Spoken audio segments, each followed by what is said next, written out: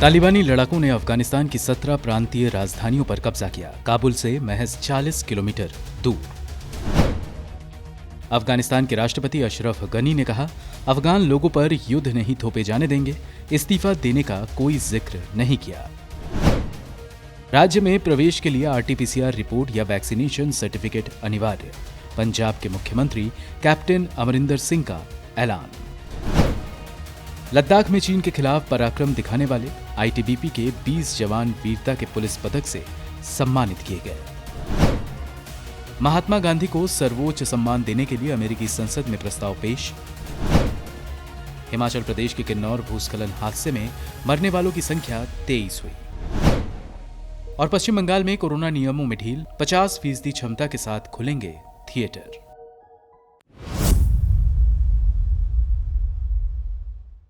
America जैसे विकसित देश को भी नस्लवाद से छुटकारा नहीं मिल पा रहा है।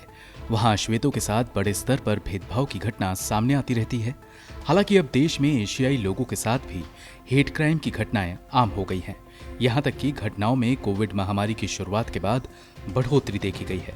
गैर लाभकारी गठबंधन स्टॉप एएपीआई हेट की वीरवार को जारी एक रिपोर्ट के मुताबिक पिछले साल महामारी की शुरुआत से लेकर अब तक अमेरिका में 9,081 हेट क्राइम की घटनाएं दर्ज हुई हैं। बता दें कि रिपोर्ट में 19 मार्च 2020 से 30 जून 2021 के बीच ऐसी घटनाओं को शामिल किया गया है जिनकी शिकायत पीड़ितों ने खुद की। आंकड़ों के मुताबिक 2020 में एशियाई लोगों के साथ 4,548 हेट क्राइम की घटनाएं हुई, जबकि 2021 में इनकी संख्या 4,533 थी। 2021 में दर्ज की गई हेट क्राइम की शिकायतों में से भी 2,478 सिर्फ अप्रैल और जून के महीने में सामने आई। रिपोर्ट के मुताबिक हेट क्राइम की घटनाओं में 63.7% लोगों को मौखिक उत्पीड़न का शिकार होना पड़ा। 16.5% वारदातें शनिंग, 13.7% घटनाएं शारीरिक हमले और 8.5% घटनाएं पीड़ितों पर खांसने या थूकने की थी। 11% वारदातों में नागरिक अधिकारों का उल्लंघन, जैसे एशियाई लोगों को सर्विस से मना किया गया। वहीं 8.3% घटनाएं ऑनलाइन उत्पीड़न की थी। महामारी के दौर में सबसे अधिक 43.5% चीनी लोगों को हेट क्राइम का शिकार होना पड़ा। इसके अलावा 16.8% कोरियाई लोग, 9.1% फिलीपींस, 8.6% जापानी और 8.2% वियतनामी हेट क्राइम का शिकार हुए। रिपोर्ट की गई कुल घटनाओं में 63.3% महिलाएं, जबकि 6.9% घटनाओं में 60 साल से अधिक बुजुर्ग पीड़ित थे। रिपोर्ट के मुताबिक एशियाई लोगों पर शारीरिक हमले 2020 में 10.8% से बढ़कर 2021 में 16.6% हो गए। बर्बरता की घटनाएं भी 2020 में 2.6% से बढ़कर 2021 में 4.9% हो गई। इस रिपोर्ट को जारी करने वाले गठबंधन ने हेट क्राइम को रोकने के लिए शिक्षा, आउटरीच और स्कूलों और व्यावसायिक स्थानों में अधिक समग्र समाधान में निवेश करने की पैरवी की है। ब्यूरो रिपोर्ट, गो न्यूज।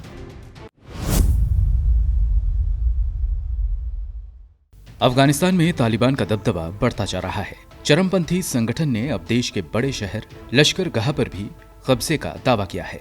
क्षेत्र के हिसाब से ये अफगानिस्तान का सबसे बड़ा शहर है। सेना और सरकार ने इलाके को खाली करा लिया है और वे तालिबानियों के साथ बातचीत का रास्ता खोजने में लगे हैं। इनके अलावा तालिबान लड़ाकों ने बिना किसी लड़ाई के अफगानिस्तान के पश्चिमी प्रांत घोर के फिरूज कुह शहर पर कब्जा कर लिया। मीडिया आउटलेट अल जजीरा ने स्थानीय पार्षद फजल उल हक एहसान और प्रांत का प्रतिनिधित्व करने वाली सांसद फातिमा कोहिस्तानी के हवाले से बताया है कि शहर को स्थानीय अधिकारियों और सुरक्षा बलों ने खाली कर दिया है और तालिबान लड़ाके शहर के सभी सरकारी भवनों को अपने नियंत्रण में ले रहे हैं। फिरूज कुह की आबादी 1,32,000 से कुछ ज्यादा है और ये एक सप्ताह के भीतर 15वां ऐसा प्रांत है जिस पर तालिबानी ने कब्जा किया है।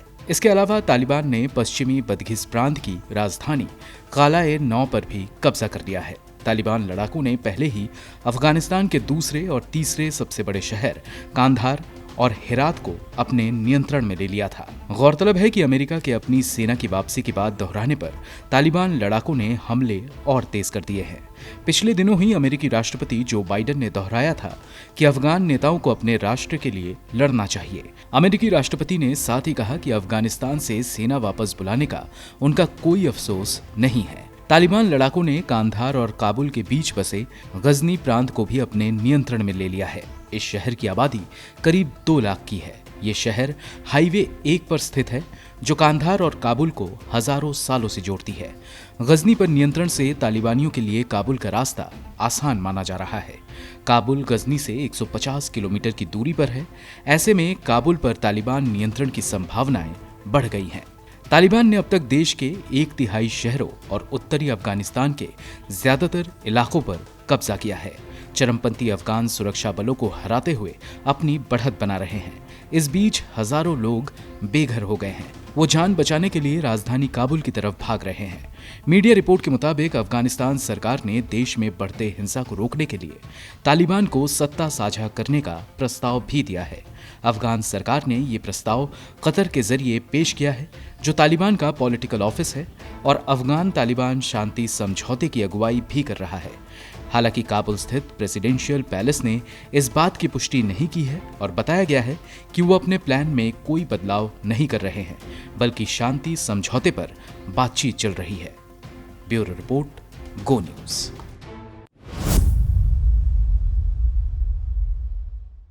यूनाइटेड नेशन की inter government panel on climate change IPCC working group 1 की रिपोर्ट में कहा गया है कि अगले कुछ दशकों में पूरे भारत और उपमहाद्वीप में गर्मी और सूखे की वजह से बारिश में बढ़ोतरी और इसके साथ ही चक्रवाती तूफानों में बढ़ोतरी होने की संभावना है। IPCC की रिपोर्ट 195 देशों की सरकारों के सहयोग से वैज्ञानिकों ने climate change 2021 the physical science basis शीर्षक नाम से प्रकाशित की है।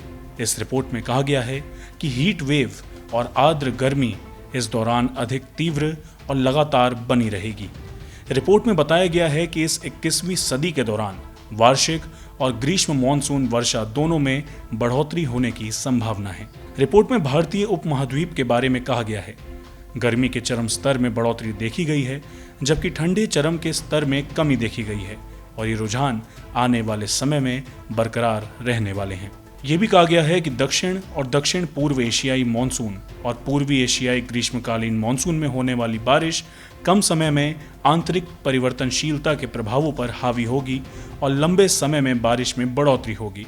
बारिश में बढ़ोतरी भारत के दक्षिणी भागों में ज्यादा समस्या पैदा कर सकती है। रिपोर्ट के मुताबिक दक्षिण पश्चिमी तट पर साल 1850 से 1900 की तुलना में बारिश लगभग 20% तक बढ़ सकती है। रिपोर्ट के मुताबिक अगर दुनिया 4 डिग्री सेल्सियस गर्म होती है तो भारत में सालाना होने वाली बारिश में 40% की बढ़ोतरी हो सकती है। डॉक्टर फ्रेडरिक ओटो, जो पर्यावरण परिवर्तन संस्थान ऑक्सफोर्ड विश्वविद्यालय के एसोसिएट निदेशक और रिपोर्ट के लेखकों में एक हैं, उन्होंने कहा, रिपोर्ट में महत्वपूर्ण बात यह है कि जलवायु परिवर्तन एक सच है, ग्लोबल वार्मिंग एक सच है और ये कि मानव प्रभाव की वजह से वार्मिंग हुई है और अब ये अच्छी तरह से स्थापित है। हमने दुनिया भर में तेजी से बदलाव देखा है। हीट वेव, भारी बारिश, सूखे और ऐसी घटनाओं के साथ या गर्म शुष्क हवा का मिश्रण, जंगल में आग लगना, हम ऐसे घटनाक्रम दुनिया के हर हिस्से में देख रहे हैं। भले ही हम पूर्व औद्योगिक स्तरों से तापमान को 1.5 डिग्री सेल्सियस तक सीमित कर लें, लेकिन हमें इन समस्याओं से जूझते रहना पड़ेगा। एक अंग्रेजी दैनिक ने इंडियन इंस्टीट्यूट ऑफ ट्रॉपिकल मौसम विज्ञान के वैज्ञानिक स्वप्ना पनिकल के हवाले से बताया है कि तटीय क्षेत्र के नुकसान के साथ एशिया के चारों ओर समुद्र का स्तर वैश्विक औसत के मुकाबले तेजी से बढ़ा है। एक्सपर्ट्स बताते हैं कि समुद्र के चरम स्तर में जो पहले 100 साल में एक बार बदलाव होता था, वो 2050 तक हर 6 से 9 साल में बदल सकता है, जबकि साल 2100 तक इसमें हर साल बदलाव देखने को मिल सकता है। उन्होंने कहा कि वैश्विक महासागरों की तुलना में उच्च दर के साथ हिंद महासागर गर्म हो रहा है। जानकारों की माने तो समुद्र के स्तर में वृद्धि में थर्मल विस्तार का 50% योगदान है। हिंद महासागर क्षेत्र में समुद्र का स्तर भी बढ़ रहा है।